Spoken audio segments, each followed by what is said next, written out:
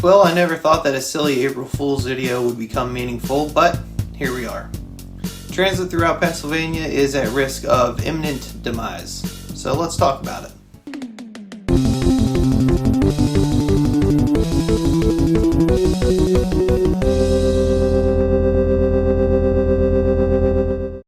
Pennsylvania's Department of Transportation, or PennDOT, supports some form of public transport in all 67 counties. These include rail, rideshare, fixed route, and paratransit services. Whether large or small, various agencies provide services to residents throughout Pennsylvania for work, medical trips, shopping, and recreation. Many of these were featured in this joke video and its companion piece, where I explored how some larger and smaller agencies could be used to traverse the Commonwealth. While state legislation, primarily Pennsylvania Act 89 of 2013, provided steady funding for years, that source has been diminished with no reestablishment after 2022. This caused years of money woes coupled with slow ridership recovery post-pandemic. While the democratically controlled State House has passed the budget including statewide transit funding 3 times, as well as direct funding proposals, all approved by Governor Josh Shapiro, all failed to pass in the GOP-led state Senate. To reiterate, every single county in Pennsylvania relies on state transit money, but since it requires the most funding, provides the most service, and would have the largest impact if it's not fully funded, let's focus on SEPTA. The Southeastern Pennsylvania Transit Authority, or SEPTA, is one of the nation's largest transit providers by both ridership and trips, and certainly the largest in the Commonwealth. Most public transit agencies cannot fully recoup their expenses via fares and thus must rely on government funds to provide these vital services to their residents and visitors. SEPTA funding comes from a variety of sources. Locally, Philadelphia has increased its share and surrounding counties could stand to provide more money. Federal funding also provides some of the budget, but the vast majority has historically come from the state government. Prior sources in the aforementioned Act 89, without renewal, have been reduced by about 75%, with an eventual reduction to no dedicated funding source. Stagnant state budgets, without full approval of the General Assembly, mean that SEPTA will soon be on life support. A tired refrain from legislators and commenters alike is the implication that any statewide funding is a wasted subsidy to only the city of Philadelphia. While the undertones of the fear of cities could be an entirely separate video, this could not be further from the truth.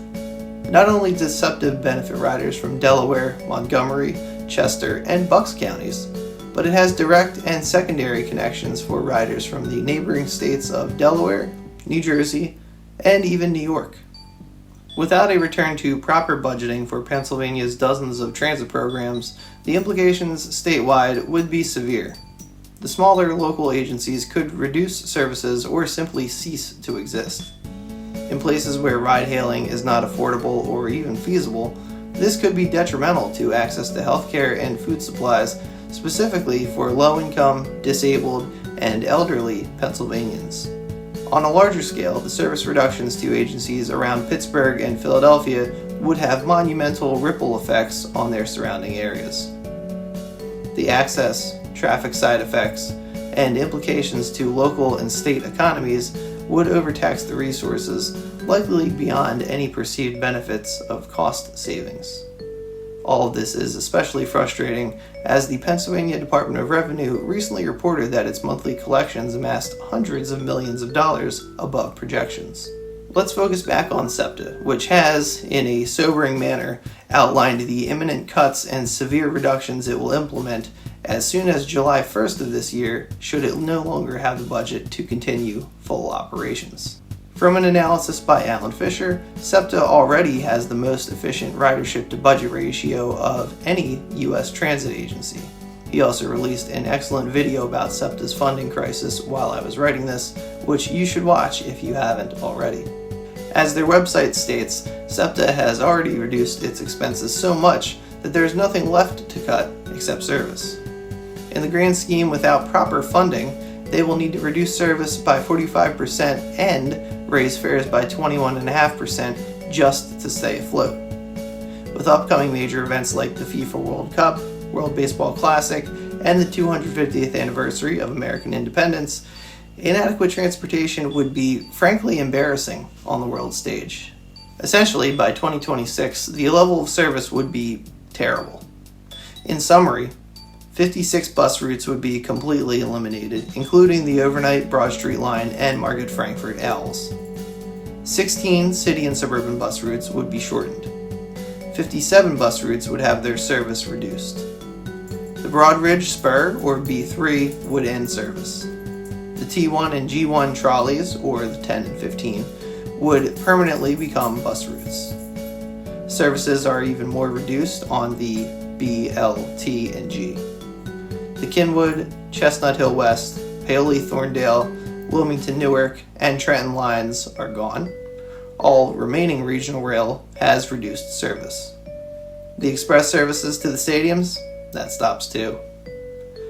The icing on the cake, everything Metro and regional rail stops at 9 p.m., leaving the limited remaining bus routes. Want to come home from a game, a bar, work late, coming in on a later flight? Better save up for a ride hail or taxi, or have a friend who's willing to drive. And once these services are gone, they're gone for good. People will need to find other inefficient means of transport. Even if funding returns later on, the recovery would be slow and painfully expensive. None of this even accounts for capital budget problems affecting maintenance and future costs that would be incurred. Aside from these direct effects on Philadelphians, area residents, and visitors, there are serious collateral financial consequences. The mobility of people allows commutes, commerce, and personal trips. SEPTA estimates that the effects on jobs, property values, and tax revenues from a lack of service would be around $674 million a year for the region. And that doesn't even consider the sheer stress added to roads. Those who are able to travel by car or ride hail will need to take roads, and personal vehicles add space exponentially more than a bus or trolley. Modeling from the Delaware Valley Regional Planning Commission notes that the SEPTA closures would add around 275,000 cars per day in Philly and its 4 surrounding counties. Get ready for slower speeds and increased congestion on the Schuylkill Expressway and the Blue Route, among every other arterial. The most dismal estimates are 30 and 40% longer commutes on I-95 in Bucks County and Route 202 in Chester County, respectively. One doesn't need to live in the 5 major counties to see how poorly their travel would be affected. While it may seem bleak, one of the best things you can do is make your voice heard. If you live in Pennsylvania, contact your state representative. Support those state officials who are looking to fund services, and remind others that the financial effects would be dire if transit cannot properly operate in all 67 counties. Rural infrastructure projects can be debated in separate bills, but transit needs dedicated funding. Some sites that can help to identify and contact your representatives include SaveSEPTA.com,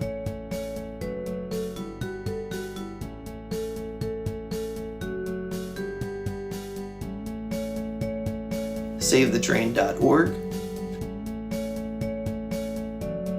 and TransitForAllPA.org. In particular, Transit for All PA is a large coalition of politicians, unions, and community groups who realize the importance of proper transit funding across the Commonwealth. They've created funding proposals, and they highlight ways to take action. Visit their site to register for updates. But what if you don't live in Pennsylvania? If you live in any bordering state, especially near Philly or Pittsburgh, you could face impacts to commutes and local economies without adequate funding for the state's transit agencies. Write to your state officials and encourage discussion with their counterparts to prevent secondary effects on your state. If you're close enough and able to travel, show your support at meetings and rallies. Make every voice heard in support of proper services for Pennsylvanians. I'll provide links in the description and update if more come to light. As always, follow along for more on transit, food, and culture in the Delaware Valley and beyond.